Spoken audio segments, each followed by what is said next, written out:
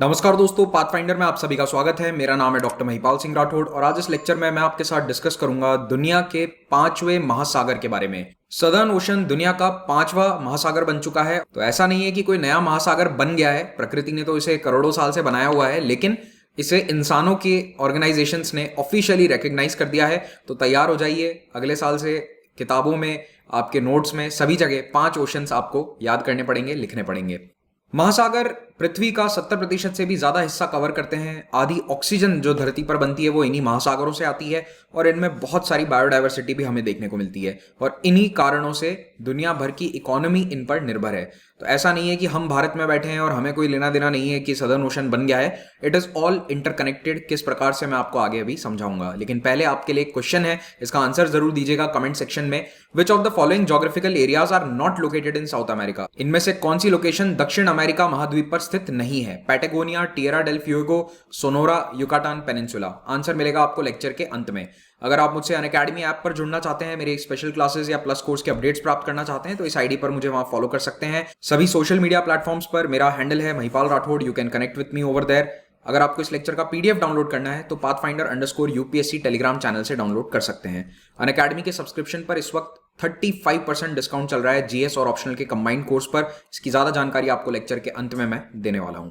8 जून 2021 यानी कि world ocean day के दिन नेशनल जियोग्राफिक सोसाइटी ने सदर्न ओशन को ऑफिशियली 5वें महासागर के रूप में रिकॉग्नाइज कर दिया। तो एक तो ये तारीख याद रखना, 8 June every year is world ocean day. और नेशनल जियोग्राफिक सोसाइटी की इतनी इंपॉर्टेंस क्यों है? क्योंकि देखो, ये काफी पुरानी सोसाइटी है। ज्यादातर जो एक्सेप्टेंस है वो इसी के कारण आती है। कुछ और ऑर्गेनाइजेशंस भी हैं जिन्होंने इसे एक्सेप्ट किया है, वो भी मैं आपको बता दूंगा, लेकिन लेटेस्ट अभी नेशनल जियोग्राफिक है। तो सदर्न ओशन जो है ये एंटार्क्टिका को सराउंड करता है, इसीलिए कई लोग इसको एंटार्क्टिक ओशन भी कहते हैं, जबकि करेक्ट नाम क्या है? Southern ocean. सदर्न ओशन के बॉर्डर्स को डिफाइन करता है 60 डिग्री साउथ लैटिट्यूड। तो ये वाली लाइन जो आपको नजर आ रही है, जो मैं ट्रेस कर रहा हूं, this is the 60 degree south latitude. ये इसका अप्रोक्सीमेट बॉर्डर है, लेकिन दो जगह इस सदर्न ओशन में शामिल नहीं करी गई है। एक तो है ये वाला ड्रेक पैसेज। तो ड्रेक पैसेज जो है ये साउथ अमेरिका की टिप और एंटार्क्टिका के बीच में स्थित वाटर बॉडी है और पहले ये अटलांटिक और पैसिफिक ओशन को कनेक्ट करने वाली एकमात्र वाटर बॉडी थी। अब तो पनामा कनाल भी हो चुका है, लेकिन वो आर्टिफिशियल बॉडी है, ये नेचुरल है। और दूसरा है स्कोशिया आर्क। और एक बात और याद रखिएगा कि सदर्न ओशन एकमात्र ऐसा ओशन है जो 3 अन्य महासागरों से टच करता है या उनसे अपनी बाउंड्री शेयर करता है। तो यहां पर अटलांटिक, यहां पर आ जाएगा इंडियन ओशन और यहां पर आ जाएगा पैसिफिक ओशन। इन तीनों के साथ इसके बॉर्डर हैं, केवल आर्कटिक ओशन से इसकी बाउंड्री नहीं है। अब ये स्कोशिया आर्क क्या है, इसको भी आप जान लो। तो देखो, समुद्र के नीचे एक सबमरीन माउंटेन रेंज है जिसका नाम है स्कोशिया रिज। तो यहां साउथ अमेरिका की टिप और इधर एंटार्क्टिका की टिप पर आइलैंड्स के बीच में ये है स्कोशिया रिज। तो ये Scotia ridge submarine mountain range है। जैसा अटलांटिक ओशन के नीचे भी एक रेंज है, उसी प्रकार से ये स्कोशिया रिज है। तो स्कोशिया रिज, ये वाले आइलैंड्स जो दक्षिणी अटलांटिक ओशन में स्थित हैं, और एंटार्क्टिका की जो पेनिनसुला की टिप है, ये सब मिलकर बनाते हैं स्कोशिया आर्क।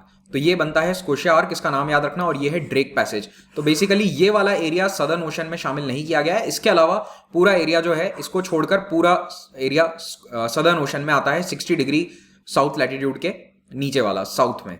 अब बात करते हैं महासागर के रिकग्निशन के बारे में। तो देखिए, दुनिया में एक अंतरराष्ट्रीय संगठन है जिसका नाम है इंटरनेशनल हाइड्रोग्राफिक ऑर्गेनाइजेशन, IHO।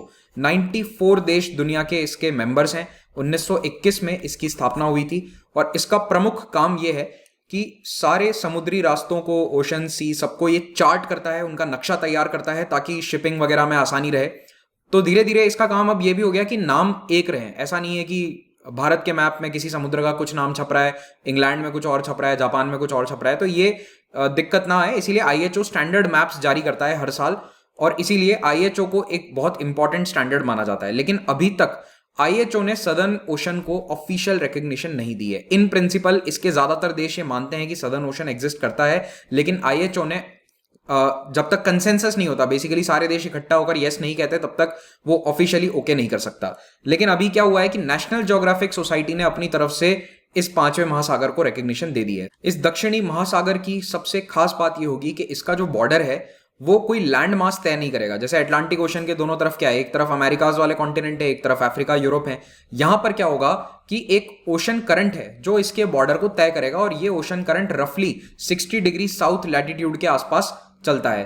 तो ये पोलर फ्रंट या एंटार्क्टिक कन्वर्जेंस जो है, इसके अनुसार इसका बॉर्डर तय होता है। और इस करंट की जो लोकेशन है वो 50 डिग्री साउथ और 62 डिग्री साउथ लैटिट्यूड के बीच में वेरी करती है। उसका एवरेज ले लिया जाता है 60 डिग्री, मोस्टली 60 डिग्री के आसपास है ये बॉर्डर, क्योंकि NOAA national oceanic and atmospheric administration, NOAA जो सरकारी संस्थान है उनका, वो इसको 60 डिग्री साउथ मानता है। तो हम भी इसीलिए 60 डिग्री साउथ ही अभी मान रहे हैं। और जैसा मैंने आपको बताया, इंडियन, अटलांटिक और पैसिफिक, इन तीनों के साथ इसका बॉर्डर शेयर होता है। तो इस महासागर को डिफाइन करने वाला जो करंट है उसका नाम है एंटार्क्टिक सरकमपोलर करंट, जो 34 मिलियन साल पहले शुरू हुआ था, जब एंटार्क्टिका और साउथ अमेरिका अलग हुए थे। ये दोनों पहले जुड़े हुए थे, तो जब ये अलग हुए तो एक पूरा खाली स्पेस मिल गया, जिससे कि ये करंट चारों तरफ घूमता है।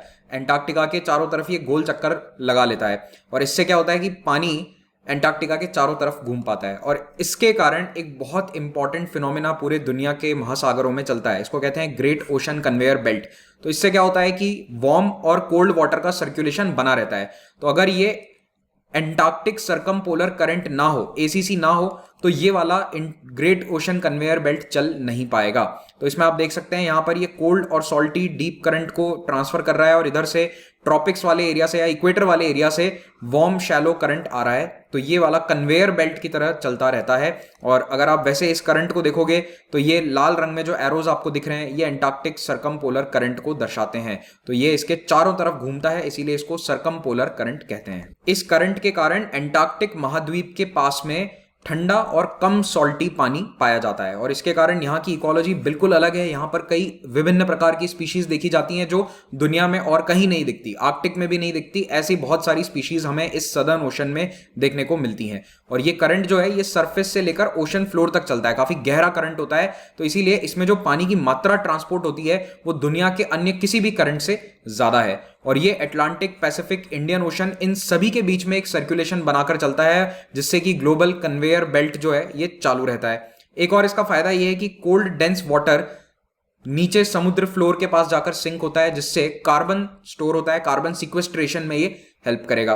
तो इस प्रकार से सदर्न ओशन पूरे धरती के क्लाइमेट के लिए बहुत ही क्रूशियल है। तो ये हीट सर्कुलेशन वाला पॉइंट काफी इंपॉर्टेंट है, डायरेक्टली आपसे प्रीलिम्स या मेंस में भी पूछा जा सकता है। इसको अच्छे से याद कर लो, और ये हो सके तो डायग्राम भी ऐसा बनाकर आ जाना मेंस में, अगर एक बना सको तो रफ सा। अब ये रिकग्निशन वाला जो एस्पेक्ट है इस पर आते हैं।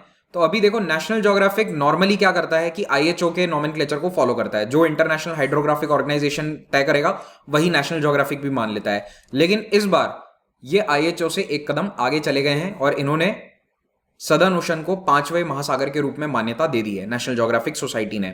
IHO जो है, इसको UN में एक ऑब्जर्वर स्टेटस का दर्जा मिला हुआ है। वैसे ये यूनाइटेड नेशंस की बॉडी नहीं है, लेकिन इसको ऑब्जर्वर स्टेटस मिला हुआ है। So they work with the United Nations group of experts on geographical names. इससे क्या होता है कि नाम स्टैंडर्डाइज हो जाते हैं। IHO ने सदर्न ओशन को 1937 में ही रिकॉग्नाइज कर लिया था, लेकिन उसके बाद कुछ कंट्रोवर्सी हुई थी, तो इन्होंने 1953 में इसको हटा लिया। एक्चुअली देखो, कई देश हैं जो अपने नाम के पीछे इसका नाम रखवाना चाहते हैं। जैसे अब इंडियन ओशन है तो वो हिंद महासागर हिंदुस्तान के पीछे है ना, तो वैसे ही कई कंट्रीज चाहते हैं कि सदर्न ओशन भी उनके नाम के पीछे आ जाए। तो इसीलिए वहां पर आपस में कंसेंसस नहीं बन पा रहा है। सन 2000 में क्या हुआ था कि जो 94 कंट्रीज हैं IHO के मेंबर्स, ये फाइनल बाउंड्री इसकी एग्री नहीं कर पाए थे कि इसकी बाउंड्री कहां पर होगी, वरना उसी साल रिकग्निशन मिल जाती। तो अब बाउंड्री तो डिबेट में है, लेकिन अभी भी कई सारे देश जो IHO का हिस्सा हैं वो ये मानते हैं कि एंटार्क्टिका के आसपास वाला जो पानी है वो एक अलग महासागर है, it is a separate ocean. US board on geographic names जो है उसने ये नाम इस्तेमाल किया है 99 से, और 2021 में NOAA national oceanic and atmospheric administration, जो यूनाइटेड स्टेट्स का सरकारी संस्थान है, ये ओशन सर्वे करता है, हाइड्रोग्राफिक सर्वेस करता है, इसने सदर्न ओशन को एक अलग महासागर के रूप में मान्यता दे दी है। तो 2021 में एक तो NOAA और दूसरा नेशनल ज्योग्राफिक सोसाइटी, इन दोनों ने मान्यता दे दी है। और IHO के खुद के कई मेंबर्स जो हैं इसको अलग अलग नामों से जानते हैं। तो सदर्न ओशन के अलावा कई लोग इसे एंटार्क्टिक ओशन या ऑस्ट्रेल ओशन भी कहते हैं। तो आप समझ गए होंगे कि कौन चाहता है कि अपना नाम इसके साथ जोड़ दिया जाए, लेकिन अब ये इंटरनेशनली रिकग्नाइज्ड नेम नहीं है। एंटार्क्टिक ओशन फिर भी लोग यूज कर लेते हैं, but standard accepted name national geographic और NOAA के अनुसार है सदर्न ओशन। अब इस पूरे मामले की अभी सिग्निफिकेंस क्या है? भाई नाम दे दिया तो ठीक है, ओशन तो पहले से एग्जिस्ट कर रहा है। तो देखो, इंपॉर्टेंस ये है कि ACC एंटार्क्टिक सरकमपोलर करंट का पानी गर्म हो रहा है, और इसके कारण हो क्यों रहा है गर्म? क्लाइमेट चेंज के कारण। और अगर इसका पानी थोड़ा सा भी गर्म होता है, 2 डिग्री भी अगर गर्म हो जाता है, तो कई एरियाज में 30% तक आइस कवर कम हो जाएगा, ऐसा WWF ने बताया है। तो अभी नेशनल ज्योग्राफिक सोसाइटी को ये लगता है, इन्होंने अपने आर्टिकल में भी यही लिखा है कि हमें लगता है कि नाम देने से, इसको ऑफिशियल नॉमेनक्लेचर मिलने से जनता के बीच में इसकी अवेयरनेस बढ़ेगी और कंजर्वेशन एफर्ट्स इसके बढ़ जाएंगे। यहाँ की इकोलॉजी कितनी फ्रेजाइल है मैं आपको इस एग्जांपल के साथ बताता हूँ। पेंगुइन्स और अन्य कई सारी बर्ड्स इस तैरती आइस के ऊपर प्रजनन करते हैं। इनके छोटे बच्चे यहाँ पर चलना सीखते हैं, उसके बाद ये तैरना वैरना सीखते हैं। तो अगर ये बर्फ पिघलना शुरू हो गई ग्लोबल वार्मिंग के कारण, तो इनके पास प्रजनन के लिए कोई जगह नहीं बचेगी। इनके छोटे बच्चे जो हैं, इनके पास पैदा होने के लिए कोई स्थान ही नहीं बचेगा। तो कई सारी प्रजातियां सीधी विलुप्त हो जाएंगी अगर इस इकोसिस्टम को प्रिजर्व नहीं किया गया तो। अब शुरुआत में जो सवाल पूछा था उसका आंसर दे देते हैं। तो देखो, पैटागोनिया और टिएरा डेल फ्यूगो ये दोनों दक्षिण अमेरिका कॉन्टिनेंट पर हैं, लेकिन सवाल क्या पूछ रहा है, not located in South America. तो आंसर होगा इसका सोनोरा और युकातान पेनिनसुला। तो ये दोनों कहां पर हैं, 3 और 4। 3 और 4 इसका हमारा आंसर हो जाएगा बी। तो ये दोनों है मैक्सिको में स्थित, ठीक है, नॉर्थ अमेरिका कॉन्टिनेंट और टू बी प्रिसाइज मैक्सिको देश जो है उसमें ये दोनों लोकेशंस आती हैं। Thank you for watching this. Please do subscribe to Pathfinder. आप अपने दोस्तों के साथ, परिवार के साथ इस चैनल का लिंक शेयर कीजिए, उनको भी कहिए कि सब्सक्राइब करें, बहुत जरूरी है ये हमारे लिए। तो इस वीडियो को भी शेयर करें, ज्यादा से ज्यादा लोगों तक पहुंचाएं, इसके बारे में अवेयरनेस फैलाएं। खास करके अगर कोई छोटे भाई बहन है उनको बता देना अगले साल एक नया ओशन जुड़ रहा है। और इसका PDF आप इन दोनों टेलीग्राम चैनल से डाउनलोड कर सकते हैं। अनअकैडमी के सब्सक्रिप्शन को अवेल करके आप भारत के बेस्ट एजुकेटर्स से लाइव पढ़ सकते हो। प्लस और आइकॉनिक 2 प्रकार के यहाँ पर कोर्सेज अवेलेबल हैं, दोनों के अपने बेनिफिट्स हैं। लेकिन अभी GS और ऑप्शनल का जो कंबाइंड कोर्स है उसमें आपको 35% डिस्काउंट मिलेगा, और ये 10% डिस्काउंट आपको तभी मिलेगा अगर आप कोड यूज करते हैं महिपाल। तो 25% डिस्काउंट तो है ही, और ऊपर से 10% डिस्काउंट और चाहिए तो एक कोड यूज कीजिए, तो आपको ये वाली प्राइस भी पे नहीं करनी पड़ेगी, इस पर भी 10% डिस्काउंट होगा। तो आपको GS और ऑप्शनल का जो कंबाइंड कोर्स है that will cost you not 57,000 but something around 51,750 के आसपास इसका प्राइस आपको पड़ेगा। अभी आप अगर 16 जून से पहले इसको अवेल करते हैं तो आपको एक्सटेंडेड वैलिडिटी मिलेगी, ऑलमोस्ट 1.5 साल की वैलिडिटी मिल जाएगी 1 साल के कोर्स पर। 2 साल का लेते हैं तो 2.5 साल की वैलिडिटी मिल जाएगी। इस कोर्स पर EMI ऑप्शन भी अवेलेबल है, और GS का पूरा मटेरियल आपको प्रिंटेड फॉर्म में, किताबों के फॉर्म में मिलेगा। किताबें किस तरह की है मैं आपको जल्दी बताऊंगा। Stay connected with me on social media.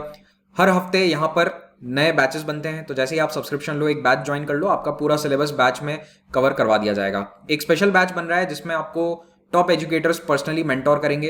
इसको ज्वाइन करना है तो डिस्क्रिप्शन में एक लिंक मिलेगा आपको, उस पर क्लिक कीजिए।